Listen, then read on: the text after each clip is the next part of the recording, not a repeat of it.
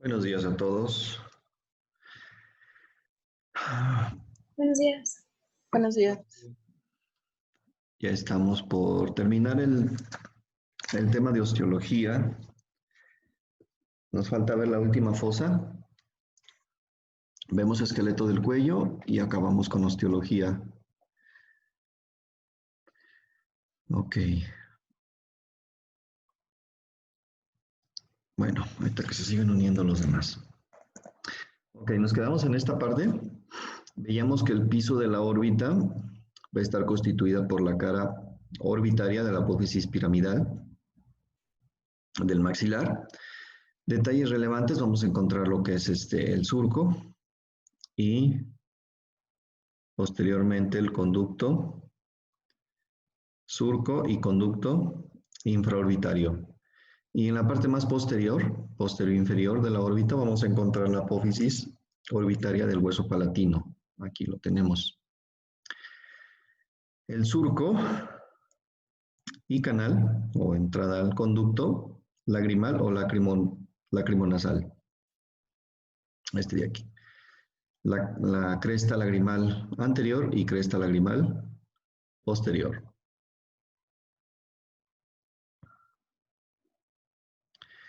Ok, pared externa, igual, esto es redundante. De forma triangular con base hacia afuera y vértice hacia adentro. Formada por la cara anterior del ala mayor del esfenoides, la cara orbitaria, si recordarán, la cara orbitaria del cigomático y la parte más externa e inferior de la bóveda orbitaria del frontal. Detalles relevantes, solamente vamos a encontrar el agujero cigomático orbitario u órbito cigomático, realmente da igual el orden, la cual es la entrada al espesor del hueso cigomático o malar, y dentro del espesor de este hueso se denomina conducto malar. Aquí lo tenemos, la pared externa, y el conducto cigomático orbitario u órbito cigomático estaría más o menos a ese nivel. ¿Sí? En esta imagen no se ve, no se define muy bien, pero por lo general suele estar ahí, donde es el puntito rojo. Ok, la fosa pterigopalatina, aquí está. La apófisis pterigoides, la cara orbitaria del ala mayor del esfenoides, este es el ala menor. ¿Sí? Cuerpo maxilar, este es el seno maxilar. ¿Sí? Y frontal, acá arribita. Pared interna, igual. Forma triangular, bla, bla, bla. Ok. Formada por la cara externa del cuerpo del esfenoides, lámina papirácea o hueso plano del etmoides, también se puede encontrar como lámina orbitaria del etmoides. Tiene esos tres nombres: lámina papirácea, hueso plano o lámina orbitaria del etmoides. Formado también, ahí podemos encontrar el hueso unguiso-lagrimal y la parte de la apófisis ascendente del maxilar.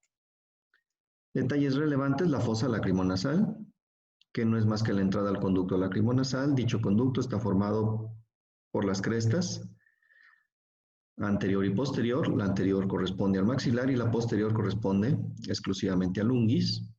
Ya lo hemos mencionado antes. De hecho, lo debieron haber señalado en su primer práctica.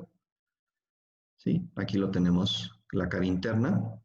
Esta es la lámina orbitaria, hueso plano o lámina papirácea del etmoides, lo que está en amarillo.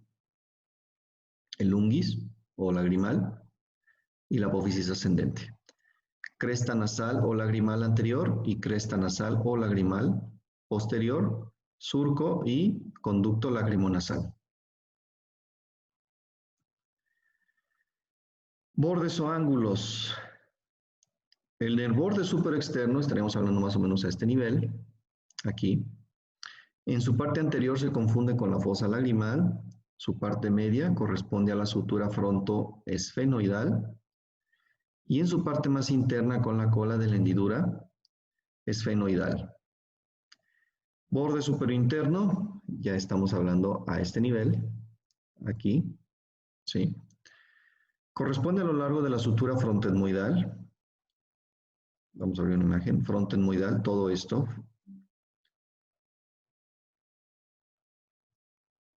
Ok, sutura frontoetmoidal. En dicha sutura se encuentran dos agujeros. El conducto orbitario, yo se los di como conducto etmoidal anterior, por donde pasa la arteria etmoidal anterior y el nervio etmoidal anterior. Y el agujero, o mejor dicho, conducto etmoidal posterior, por donde pasa la arteria etmoidal posterior y el nervio de Luschka, o también conocido como nervio etmoidal posterior. En su parte más profunda se ubica el agujero óptico, cuyo contenido es el nervio óptico y la arteria oftálmica. ¿Ok? ¿Sí recuerdan que les había platicado de esto? El conducto etmoidal anterior y conducto etmoidal posterior, que está entre lo que es el etmoides y el frontal.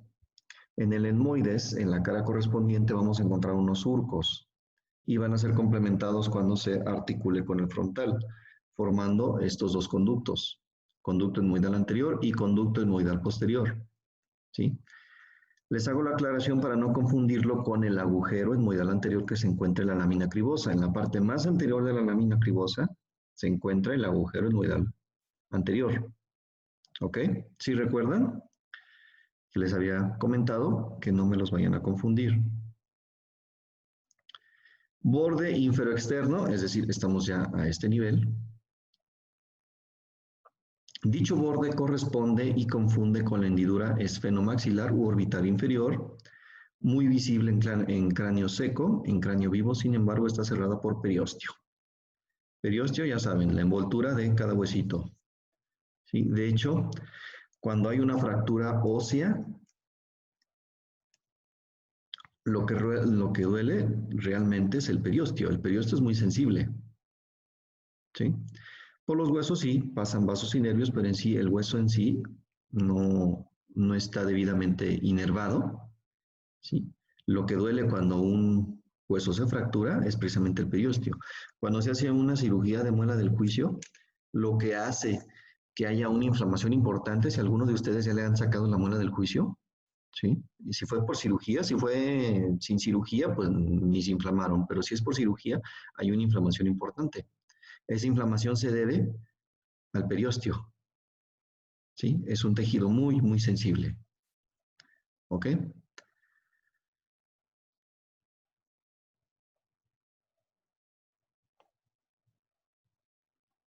Muy bien.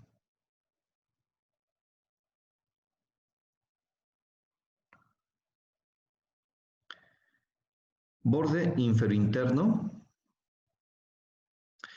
Lo único destacable es la sutura esfenopalatina en su porción más posterior. Ok. Aquí tenemos los bordes. Borde superinterno. En este borde pues vamos a encontrar lo que son los conductos etmoidal anterior y posterior. Estos en cráneo vivo es difícil ubicarlos porque, como les menciono, esta zona, el etmoides es muy sensible, el etmoides es muy delicado. En la mayoría de los cráneos que se encuentran en la universidad, en el laboratorio, me atrevería a decir que el 95% de los cráneos tienen esta parte destruida. Todo esto no lo tienen. ¿Sí? Es muy raro el cráneo que tiene tanto el unguis como toda esta porción del etmoides. ¿Sí? Es difícil verlo. ¿Sí? Y por lo general en los exámenes prácticos, esto no los pregunto porque es difícil ubicar, primero conseguir un cráneo donde se puedan ver. ¿Sí? Pero en una lámina en imágenes son muy fáciles de ubicar.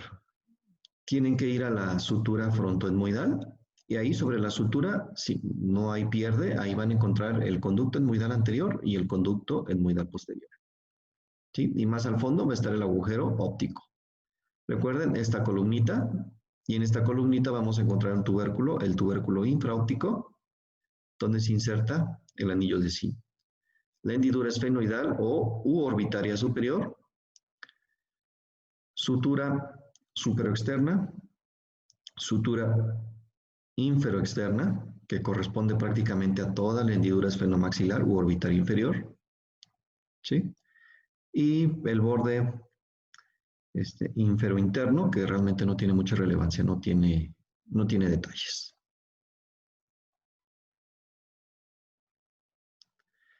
Ok, relaciones. Se relaciona con el piso medio del endocráneo a través del agujero óptico, obviamente, se comunica directamente. También se comunica directamente con la hendidura esfenoidal. Y aquí hacemos un repaso de su contenido, el par craneal 3, 4, 5, 1, 6 y la vena oftálmica. Y con el piso anterior del endocráneo, por el conducto etmoidal posterior. Bueno, esto realmente así lo encontré en Testí, pero realmente esto no es correcto.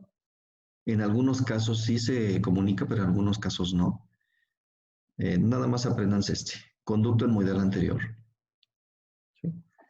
Se los ejemplifico aquí.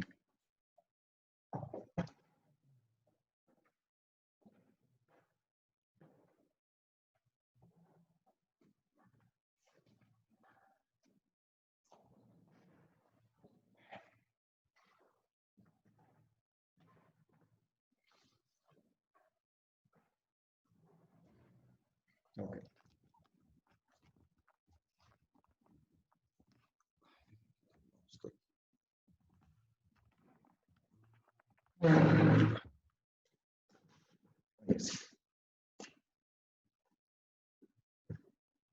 Muy bien. Miren, acuérdense del etmoides. Hay una imagen en el etmoides donde aquí se ven las celdillas etmoidales. Y aquí tenemos unos surcos. ¿Sí? Y aquí tendríamos la lámina cribosa. ¿Ok? Aquí estaría la órbita. Aquí ya sería órbita. ¿Ok? ¿Sí se ubican en el dibujo? Aquí estaría la apófisis, cresta de gallo. Y aquí estaría la lámina cribosa del lado contrario.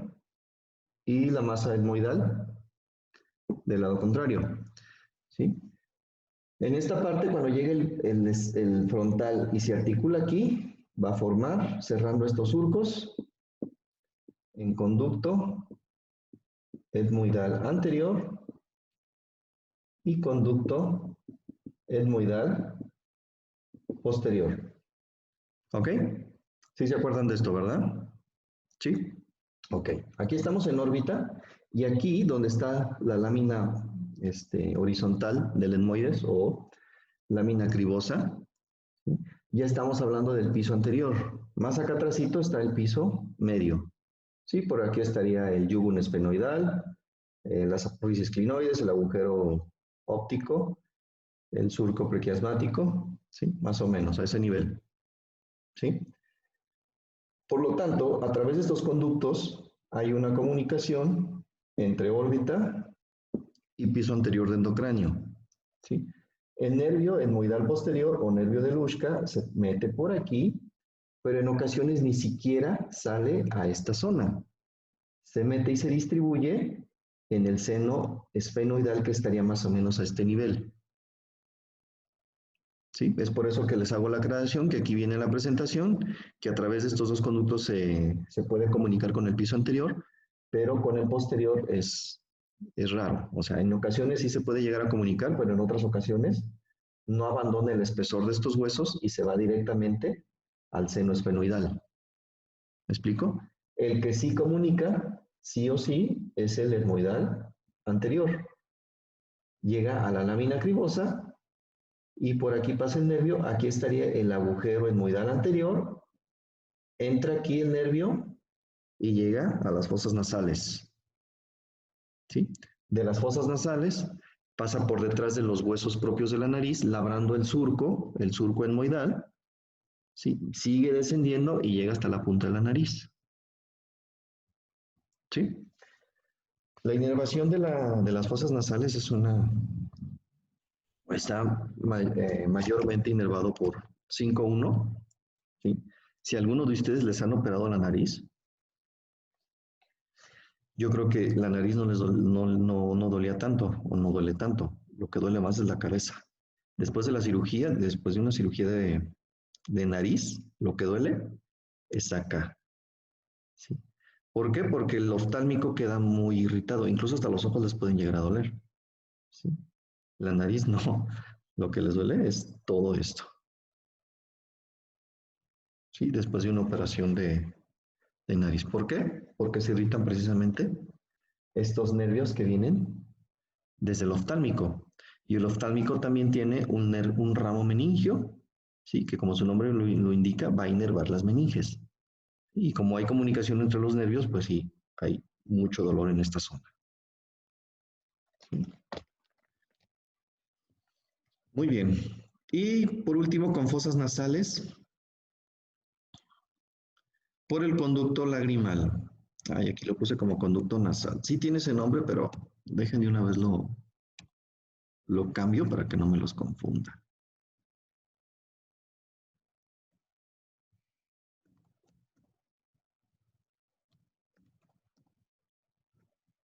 Doctor, ¿Sí? entonces por el conducto etmoidal posterior sale la arteria etmoidal posterior y el nervio etmoidal posterior. Sí. Sí, O se es llaman que igual. en la presentación los tiene cambiados. ¿Están cambiados? Sí. Aquí, en esta presentación. Ujú. Nervio etmoidal posterior y nervio etmoidal de Luschka. Ah, Ah, sí, es que lo cierto. tiene. Ujú. Ah, sí, cierto. Perdón. Ahí. Cada semestre me hacen una observación así. Y ustedes son el primero que se da cuenta de esto.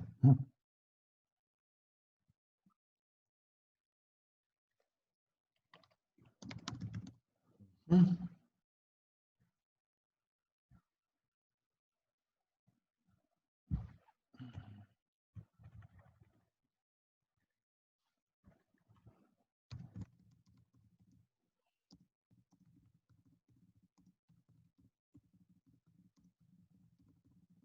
ok. Y nervio, estos ya mejor los nombres viejitos, no, ya ni verlos.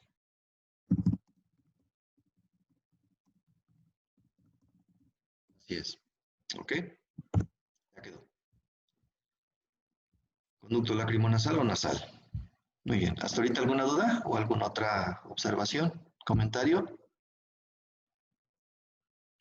¿No? Ok. Bueno, sigamos. Yo, doctor. ¿Sí? Entonces, ¿cuál es el que nos tenemos que aprender? ¿De qué? Es ¿Para que qué? dijo que uno no, de los dos Ah, de conductos comunicación. etmoidales. De las comunicaciones, ¿verdad? Sí. Sí. Este.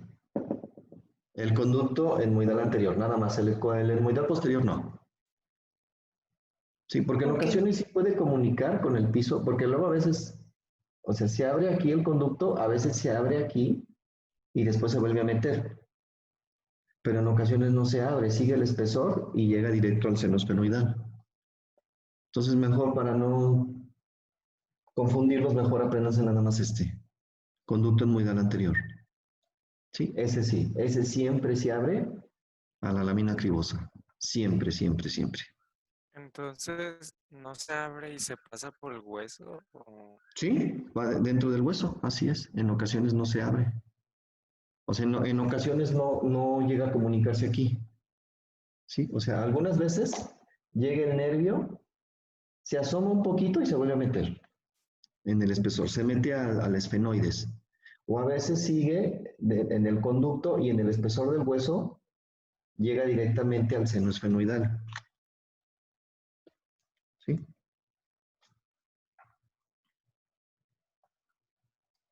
¿Ok? Bueno, otras comunicaciones con la fosa pterigopalatina y fosa cigomática se va a comunicar a través de la hendidura esfenomaxilar u orbital inferior.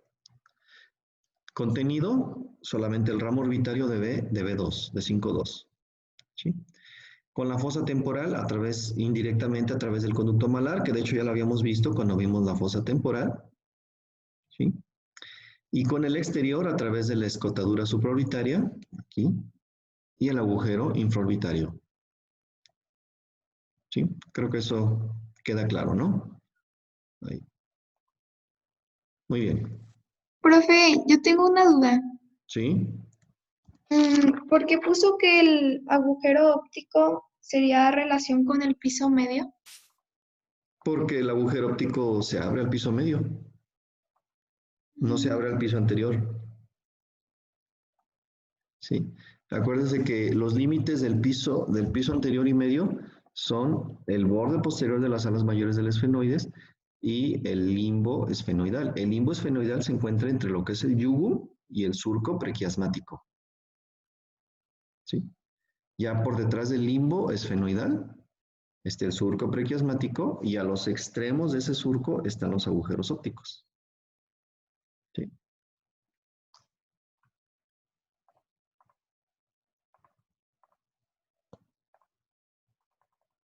Oh, ok. ¿Dónde está? Aquí. ¿Sí? ¿Alguna otra duda?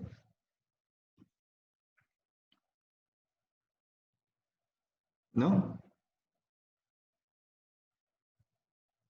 Muy bien. Entonces vamos con... Profe, ¿Sí? la hendidura orbital inferior, ¿en dónde dijo que se...? Es que no alcanza a ver en dónde la señaló. La hendidura orbitaria inferior, miren, aquí se ven las dos.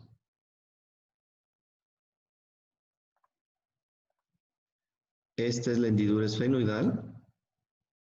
Esfenoidal simplemente porque está formada por el ala menor del esfenoides y el ala mayor. Entre ellas está la hendidura esfenoidal u orbitaria superior. Y la hendidura orbitaria inferior es esta. ¿Ok? Orbitaria inferior o esfeno maxilar.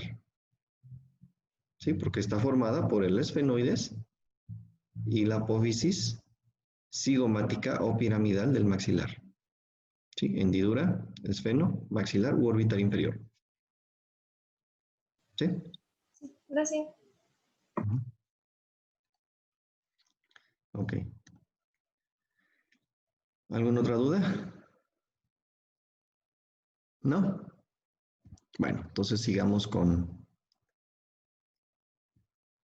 los huesitos. Sigamos con el esqueleto del cuello. Es un tema muy sencillo, muy rápido. Y ustedes ya llevaron anatomía de vértebras en anatomía general.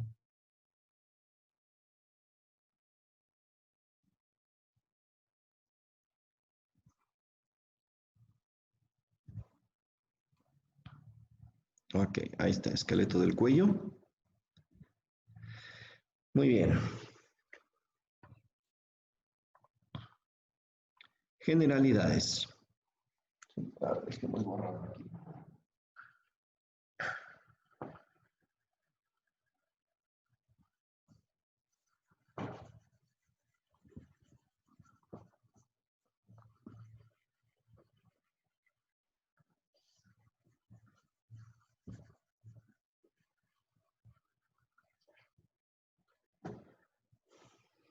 Muy bien. La mayoría de las vértebras presentan en común las siguientes características, es decir, morfológicamente van a contener cualquiera de estos elementos. ¿Sí? Obviamente, dependiendo a qué nivel están las vértebras, va a haber variantes. ¿Sí? Las vértebras cervicales tienen sus particularidades, así como las torácicas, las lumbares, ¿sí? Tienen las suyas. ¿Sí? Para empezar, tienen un cuerpo vertebral, que es una masa compacta de forma cilíndrica, presenta una cara superior y una inferior, y un cilindro, es decir, la circunferencia. ¿Ok? Un agujero o conducto vertebral que en conjunción, ¿sí? O sea, está un agujero de una vértebra, está el agujero de otra vértebra, van a formar un conducto continuo. ¿Sí? Forman el conducto raquídeo de forma triangular con ángulos redondeados. Una apófisis espinosa, que es una prolongación media hacia posterior, que son las que nosotros podemos palpar, ¿sí? Aquí, ¿sí? En toda nuestra columna. Lo que palpamos es la puntita de esta apófisis, la apófisis espinosa, ¿sí? Apófisis transversa, como su nombre lo dice, la apófisis espinosa está dirigida hacia atrás. Las apófisis transversas están dirigidas hacia los lados, ¿sí? Apófisis articulares, en algunas vértebras son verdaderas apófisis, en algunas otras vértebras son solamente superficies donde se van a articular entre ellas, ¿sí? Y también pueden variar de número de 4, 2 superiores, 2 inferiores. En algunas solo están representadas por las caritas, las caras articulares. Pedículos, prolongaciones que unen al cuerpo con las apófisis transversas, presentan dos escotaduras, una superior y una inferior. Al unirse la escotadura inferior con la superior de la vértebra subyacente, forman el agujero de conjunción. Por ahí pasan vasos y nervios, porque del raquis se van a desprender varios nervios y van a pasar por estos agujeros. Aquí lo tenemos. Un cuerpo, apófisis transversas, apófisis espinosa, apófisis articulares, y creo que me faltó la lámina. Ah, sí. Lámina, prolongaciones que unen la apófisis espinosa con las apófisis articulares, por lo tanto serían estas, número 6, lámina, y pedúnculo, el que une el cuerpo con las apófisis transversas. ¿Sí? Otra vez, cuerpo, agujero vertebral, apófisis transversa, apófisis espinosa, apófisis articular, lámina y pedúnculo.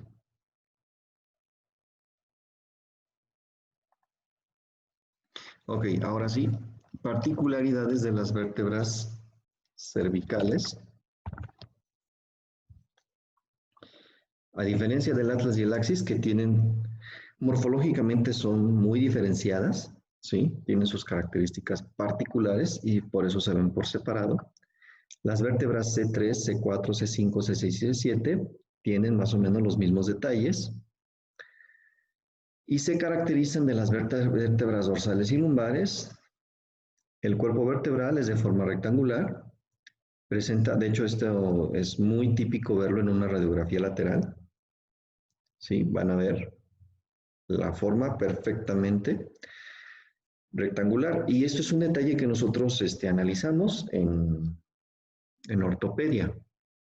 Viendo las vértebras cervicales, si ya están bien definidos los ángulos, quiere decir que muy probablemente el paciente ya haya finalizado su crecimiento, ¿sí? Y entonces ahí, si hay un problema dentoesqueletal, ya no lo vamos a poder corregir guiando ese crecimiento. Vamos a tener que compensarlo con movimientos ortodónticos. Pero si el paciente tiene el cuerpo vertebral con los ángulos redondeaditos, todavía hay posibilidad de redirigir su crecimiento y poder solucionar el problema. En una radiografía, si la vértebra la vemos así, con sus ángulos ya bien definidos, el crecimiento ha finalizado. Pero si vemos los ángulos así, redondeaditos, todavía tenemos posibilidad de crecimiento. Sí, por eso es que este detalle es importante. De forma rectangular, presenta en su parte anterosuperior dos prolongaciones a cada lado, denominándose apófisis semilunares o apófisis unciformes. En su parte inferior presenta dos escotaduras que corresponden a las apófisis antes descritas de la vértebra inferior. Bueno, estas apófisis vienen siendo como vestigios, ¿sí? Son más pronunciadas en las dorsales porque ahí se van a articular las costillas. Agujero vertebral grande y de forma triangular, la apófisis espinosa. Esta es una característica típica de las cervicales. Sus apófisis espinosas son chiquitas, a excepción de C7. De C7 es muy larga, ¿sí? De hecho es la que pueden palpar más fácilmente si se van a su nuca y tratan de tocarlas. Les va a costar trabajo tocarse las vértebras, pero si descienden ya casi en el límite entre el cuello y el tórax van a sentir una prolongación muy pronunciada. Esa es la apófisis espinosa de C7. Su vértice se bifurca en dos tubérculos. ¿Sí? De las vértebras cervicales, la apófisis espinosa termina así. Viene la apófisis espinosa y está bifurcadito. A excepción de C7. C7 no tiene esa bifurcación. ¿Ok? Las apófisis transversas en su base presentan el agujero transverso. Esto también es exclusivo de estas vértebras. Ay, perdón.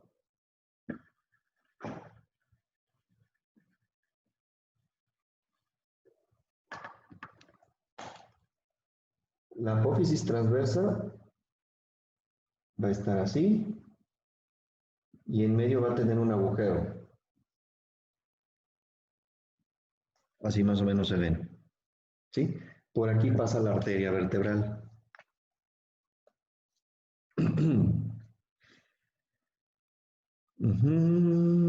Ok. Apófisis articulares, esto igual, presenta 4, 2 superiores, 2 inferiores, láminas y pedúnculos, pues eso es típico de cada una de las vértebras. Vamos a verlas. Aquí está.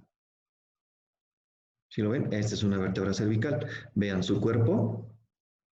Está de forma rectangular. El agujero vertebral de forma triangular. Estas son las apófisis funciformes, estas chiquititas de aquí, que conforme van descendiendo se van haciendo cada vez más grandes y las torácicas están más desarrolladas porque aquí se van a articular con las costillas, pero en las cervicales solamente son vestigios, ¿sí? No se articula nada ahí. Las apófisis transversa, vean, cortitas y bifurcadas, en medio, en la base donde se implantan las apófisis transversas, vamos a encontrar el agujero vertebral.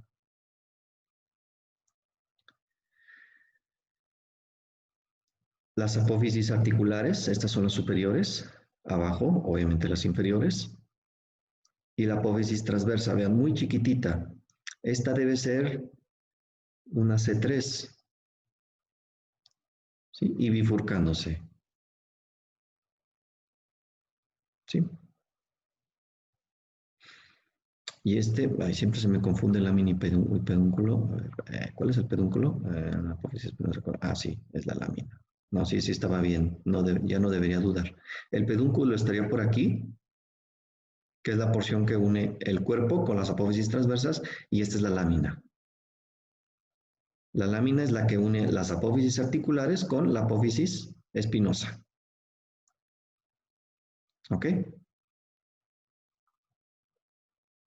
Muy bien. ¿Alguna duda hasta aquí? No, profe. ¿No? Ok. Sigamos pues con el atlas. Es la vértebra más singular de todas. Carece de cuerpo vertebral. Está constituido por dos masas laterales y dos arcos que circunscriben al agujero vertebral, siendo el de esta vértebra el de más amplio diámetro. Sus masas laterales son aplanadas de superior a inferior, presenta 6 caras, una cara superior, inferior, anterior y posterior, cara lateral y medial. Bueno, esto no quiero que nos entretengamos tanto.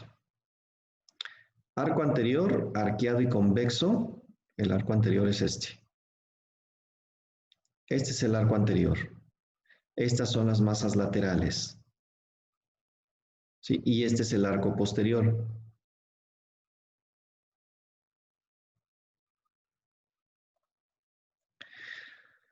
Arqueado y convexo hacia anterior, aplanado de anterior a posterior, en su línea media presenta un tubérculo, que es la inserción del músculo largo del cuello. Vamos a ver el tubérculo, aquí está. ¿Sí? Y su arco posterior también presenta su tubérculo. Para poder identificar un atlas, no sé si lo vieron con Irlanda, el arco anterior es más cortito y el arco posterior es más grande. ¿Sí? También no sé si les haya dicho cómo diferenciar una cara superior de una inferior. ¿Alguien lo sabe? ¿Cómo se puede diferenciar, por ejemplo, aquí que estoy viendo? Bueno, aquí está la respuesta. Cara superior. Pero ¿cómo podemos diferenciarla de una cara inferior? ¿Alguien sabe? ¿Por las masas laterales? Pero ¿qué onda con las masas? ¿Cómo voy a saber que una masa de una masa lateral voy a saber que es efectivamente superior o inferior ¿Por lo qué que es estoy viendo? cóncava o convexa? Porque Está se convexa. con los cóndilos del occipital. Ajá. ¿Está convexa qué?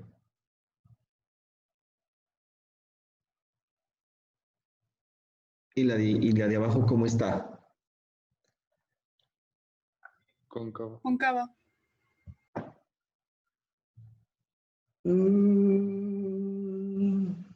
No. Miren. Este sería el arco, ¿no? Aquí tendríamos las masas laterales. Y obviamente aquí tendríamos las superficies articulares en esta zona. Aquí y acá. Las caras articulares superiores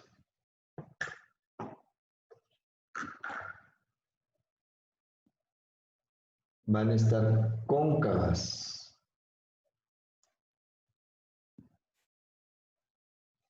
Porque sí, efectivamente, como bien me dijeron, se va a articular con los cóndilos del occipital.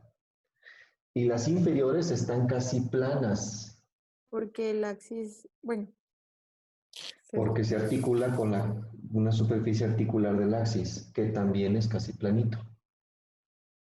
¿Sí? Entonces, así es como lo podemos diferenciar. ¿Sí? Porque en sí, esta es la única diferencia. ¿Sí? Si las ven, pues son prácticamente iguales. Lo único que podemos usar como referencia para saber si son las superiores o las inferiores es esto, la forma de las superficies articulares. Las que están cóncavas son las superiores y las que están planitas son las inferiores. ¿Ok? Muy bien. Apófisis transversas, en su base presenta el agujero transverso. En esta vértebra, las apófisis se ven muy reducidas. En ellas se insertan los músculos rotadores y flexores laterales de la cabeza. Agujero vertebral es el agujero con mayor diámetro de todas las vértebras. Es dividido en dos por el ligamento transverso. Ok. El ligamento transverso va de aquí a acá. ¿Sí? Y forma un anillo. Y por ese anillo sale el diente del axis o apófisis odontoides. ¿Ok? Aquí está, vean, aquí sí se ve la diferencia. Esta es una cara superior. Vean aquí, esto se supone que es cóncavo. Y esta es una cara inferior. Vean, se ve casi planito. ¿Ok? Muy bien, axis. La segunda vértebra cervical o axis se divide en cuerpo, el cual está casi ocupado en su totalidad por una prolongación vertical bien definida, llamada diente del axis o apófisis odontoides. En su cara anterior presenta la cresta medial. Ok. El diente del axis es también un punto de referencia importante para nosotros. Bueno, ustedes sí lo van a llegar a ver más adelante en ortodoncia a nivel licenciatura, obviamente. Y si les interesa esa área de la odontología, también lo van a ver en la especialidad, ¿sí? En una radiografía deben saber identificar el diente del axis, ¿sí? ¿Por qué? Porque obviamente no hacen mediciones en el diente del axis, simplemente lo utilizamos como una referencia secundaria para poder ubicar el borde anterior del agujero magno, que se encuentra muy cerquitas del diente.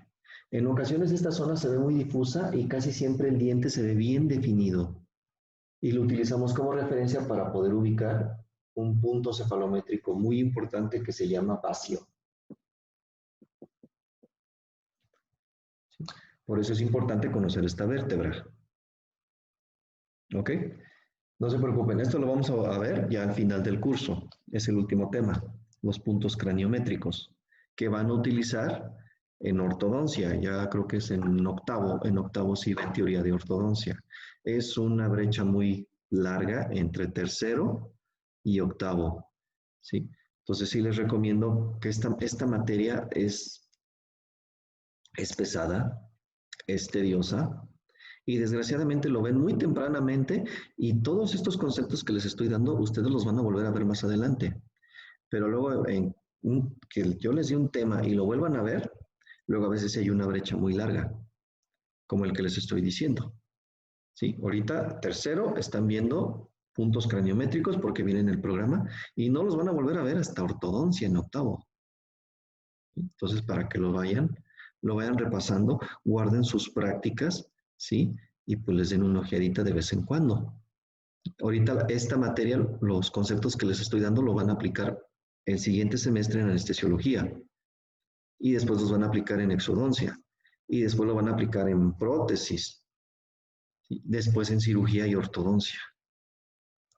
¿Ok? Para que lo estudien a conciencia.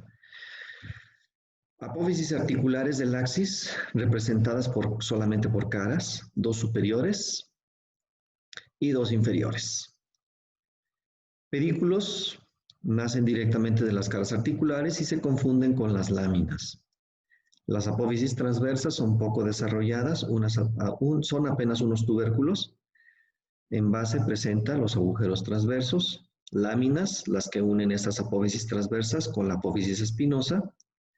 La apófisis espinosa es voluminosa, corta y con terminación bitubercular.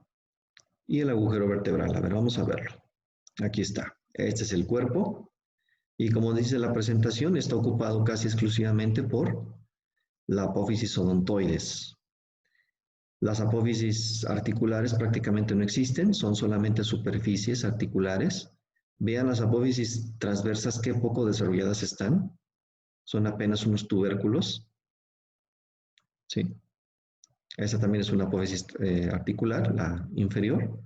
La lámina, el pedículo o pedúnculo ni siquiera se ve. No podemos diferenciarlo. ¿Sí? Está prácticamente soldado. Hay una continuación entre lo que es el cuerpo y la apófisis transversa y las apófisis articulares. La lámina sí está bien definida, uniendo la apófisis articular con la apófisis espinosa.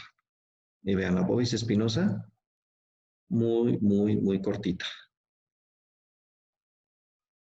Otra vista. La apófisis odontoides o diente.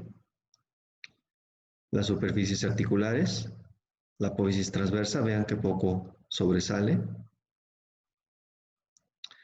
Y de todas las demás vértebras ya vimos las generalidades de más o menos qué detalles anatómicos presentan. Y la última vértebra que digamos presenta una anatomía particular es esta, la séptima vértebra cervical. Es la vértebra de transición entre las cervicales y las dorsales o torácicas. Se caracteriza de las demás vértebras cervicales por esto. El cuerpo, en su cuerpo en ocasiones presenta carillas costales rudimentarias. La apófisis transversa son más largas y monotuberculares. Y la apófisis espinosa, esta es la característica más sobresaliente, es la apófisis más prominente de las cervicales, a diferencia de estas últimas, su apófisis no se bifurca. Aquí la vemos, una C4 y una C7, y vean la gran diferencia, la apófisis espinosa, en esta es pequeñita y bifurcada, y en esta es muy pronunciada y no se bifurca. ¿Ok? Esa es la principal característica. Y por último, el yoides, el hueso yoides. El hueso flotante, el hueso que no se articula con ningún otro hueso.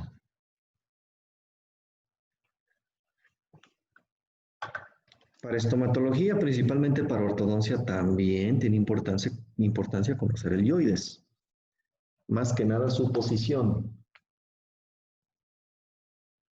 Tenemos el axis, tenemos el atlas, en una radiografía más o menos se ve así.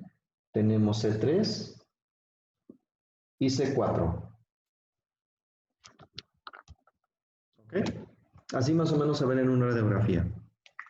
El hueso yoides tiene que estar entre C3 y C4. Si tiene una posición más arriba, aquí, nos está hablando que el paciente tiene un crecimiento vertical y que muy probablemente tenga síndrome adenoideo. ¿Qué quiere decir esto? Que no respira bien. ¿Ok? Con la ortodoncia, nosotros podemos modificar la posición del yoides para que descienda un poquito, tenga una posición más baja, liberar las vías aéreas y eliminar el síndrome adenoideo. Sí, eso se puede hacer con ortopedia, con ortodoncia o en casos severos solamente con cirugía. ¿Ok?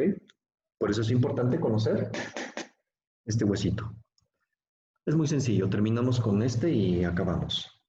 Y mañana ¿Cómo lo hacen vemos. en ortodoncia? ¿Perdón? ¿Cómo lo hacen en ortodoncia? ¿Cómo lo hacemos en ortodoncia? No modificamos, o sea, no ponemos aparatos acá abajo, todo es porque el yoides tiene una relación muy íntima con la mandíbula. ¿Sí? En la mandíbula se insertan los músculos suprayoideos, ¿sí? Que están insertados, que vienen desde el yoides. Si nosotros manipulamos la posición de la mandíbula, automáticamente la posición del yoides también la vamos a cambiar. Así es como lo modificamos en ortodoncia. Yo sé que ahorita, qué buena pregunta me hizo usted, porque en ortodoncia y luego más aquí en la licenciatura, se enfocan mucho.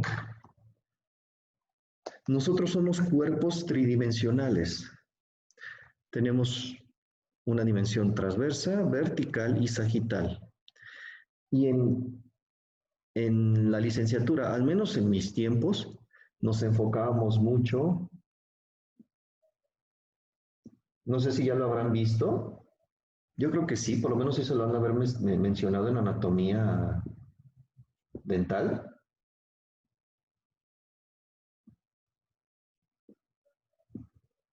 La posición de los primeros molares. ¿Sí lo han visto? Lo que es clase 1, clase 2 y clase 3. ¿Sí? Este es, por ejemplo, clase 1, donde esta vertiente, este piquito, entra en esta fosita. Clase 2, cuando este piquito está por delante, o clase 3, cuando este piquito está por detrás. ¿Sí lo vieron así, no? ¿Sí? Ok. Desgraciadamente, al menos en mis tiempos, se enfocan demasiado en un problema sagital. Y por lo menos a mí en la licenciatura sí veíamos mucho esta relación y siempre tratábamos de lograr esta perfecta relación molar. Pero luego en ocasiones se nos olvidaba la dimensión vertical y más aún, desgraciadamente incluso a nivel de especialidad, la transversal. Me atrevería a decir que el 99% de los ortodoncistas no lo mide, no lo analiza. Algunos todavía analizan la sagital y el 100%, digo, la vertical, algunos, o algunos ni siquiera lo saben medir, ¿sí? Y otros, la gran mayoría, solamente se basa en la sagital. Ya lo van a ver en ortodoncia. Para corregir un problema dentoesqueletal, primero tienen que tratar problemas transversales, después tienen que tratar problemas verticales y hasta el final, si persisten los problemas, los sagitales. ¿Por qué? Porque están unidos estos tres. Un problema transversal te puede producir estos dos. Por eso primero se tiene que tratar este. Y no al revés. Sería un error nada más enfocarse acá, porque el problema puede venir desde aquí. ¿Sí? Los problemas verticales se puede diagnosticar dependiendo la posición del yoides. Si el yoides está muy elevado, si las astas están muy elevadas, casi entre C2 y C3, hay un problema vertical. ¿Sí? Y ese problema vertical te puede producir un problema sagital. ¿Sí me explico? Me estoy adelantando un poco, ¿eh? Esto es de ortodoncia. Esto lo van a volver a ver hasta octavo. E incluso es complicado hasta en especialidad ver esto. ¿Sí? Pero es una muy, muy buena pregunta. Esta clase, en muchas de las clases 2, ya casi, bueno, ya nomás termino con esto y tenemos una clase 2. ¿Sí? Es debido a un problema vertical. Si tratamos ese problema vertical, no sé, intruyendo los molares, haciéndolos hacia arriba, automáticamente la mandíbula asciende y el yoides desciende. Así es como lo hacemos. Si esta clase 2 persiste, entonces sí, ya decimos, entonces sí es un verdadero problema sagital. ¿Sí? Estos son conceptos ya actuales del doctor Sato, un japonés. ¿Sí? Estos son conceptos ya más actuales. Ahorita el rockstar de esta filosofía es el doctor Chang. Chris Chang, un taiwanés. Sí, es el rockstar de los ortodoncistas ahorita en este momento. Sí. No sé si alguno de ustedes tiene algún familiar ortodoncista, pregúntenle por el doctor Chang. Sí. No sé, es muy común, ¿eh? Es muy común. Creo que en